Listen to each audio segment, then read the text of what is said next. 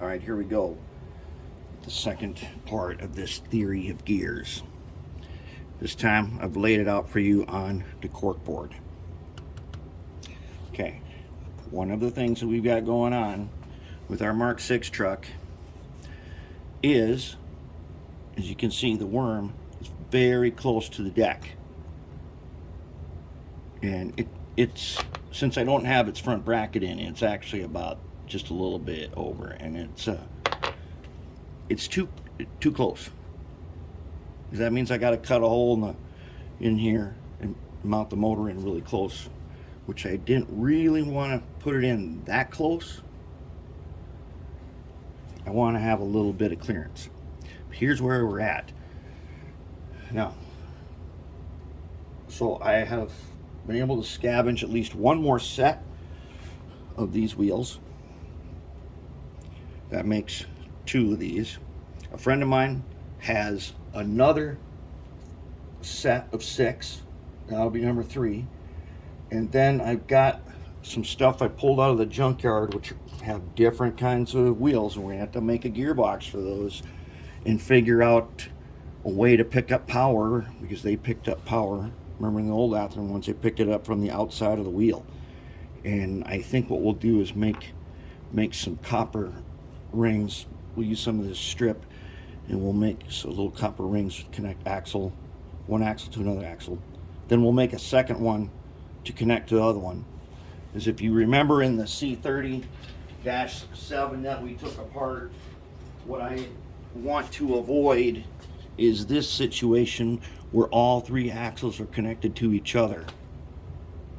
I don't like that arrangement because of the 3 points of contact skidding problem.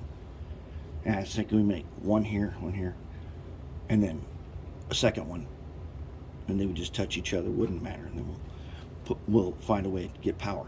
But I want to get the worm gear up higher. So if you're looking at this now, let's take a pin. Anyways, so this gear train here works. This is supposed to be an axle. That's supposed to be an axle, and there would be one right here too. But so because we use our triangle method, the triangle method makes sure that you are getting all the gears turning. The wheels will all turn the same way when they're connected.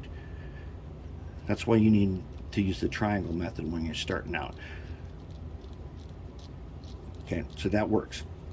If we did this, if we used a big one like that, and then put the worm up here, because we use this big one, and you saw the size worm we're using this because that's what we got the most of. This truck would be super slow. It would be painfully slow. It would be just too slow. So we can do another method, which I think, so not for the worm gear, because we can reverse direction of the motor, and the motors that we use have super slow-mo powers. If I put 2 of these little ones, or maybe a little one and a bigger one, and I stack them up vertically at this point, stack them up like that, I can find a combination of little ones that'll get me to the height that I want. So that's not so bad. So we can do that. Well, the problem is we got to find a way to make it so that we can use an axle of this kind on our gear tower. Oops, on our gear tower here. When this is in place, those little nuts on there fit down into that socket. That's perfect. Picks up power, everything. It's excellent design. When we go to something like this, we got a different problem. This one gives us, wheels have up and down movement. They're free to go up and down over a rough track. That we want to keep. With these, we would be putting weight directly on that plastic axle. And I haven't really thought about if that's okay or not. But hey, trial and error. We don't have time to like theorize over it. We got to make it and find out if it works. And that's what we got to do. And then we're going to raise up the tower for the worm gear. This is how I got them laid out on here, the triangle method. When you get the triangle, you got the box around it. When you lay it out in the program, you left and right justify the bottom of your triangle. Okay, let's just say it's these two. They're inside of a rectangle that's drawn around that. There's an alignment tool. And the alignment tool will take two shapes and align them to each other. It might center them. So if I had a rectangle and I wanted it, and I set it to center, it would put this right in the center.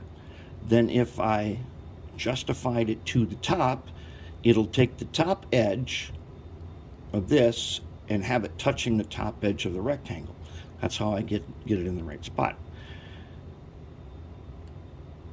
And we're only working with the axle holes, not the whole circle, just where the axle goes. Then I can right and left justify the these two gears so that one of them is touching the side here, one of them is touching the side there. And then I have reference circles drawn around the axle holes. And I center the outline of the whole thing around the axle hole. And then I check to see if there's a tiny bit of overlap. And that's what I want, is a tiny bit of overlap between the full circle, like that, so that the gears mesh. And they got to have some free play in there. They can't be, the laser will make it exact. And if it's exact, they're too tight, they don't turn.